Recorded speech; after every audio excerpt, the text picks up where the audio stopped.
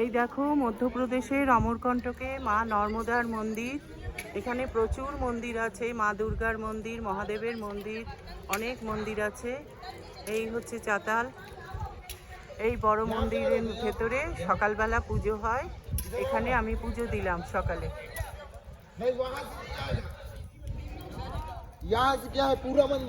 আর সন্ধেবেলা আরেক জায়গায় অঞ্জলি হয়, এখানেও হয় কিন্তু খুব ঘন করে, মানে সুন্দর করে হয় অঞ্জলি আরেকটা জায়গায়। প্রচুর বৃষ্টি হচ্ছে, তার মধ্যে এসছি, কারণ বেশি দিন তো থাকবো না, পুজো তো দিতেই হবে। আমার পুজো দেওয়া হয়ে গেছে। এই হলো মা নর্মদার মন্দির।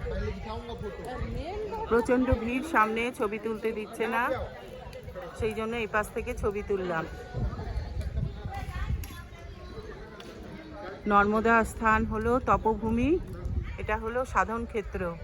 এখানে ঋষি মার্কণ্ডেয়, দুর্বাসা মুনি, আরও অনেক মুনিরা এখানে সাধনা করে গেছেন, তপস্যা করে গেছেন।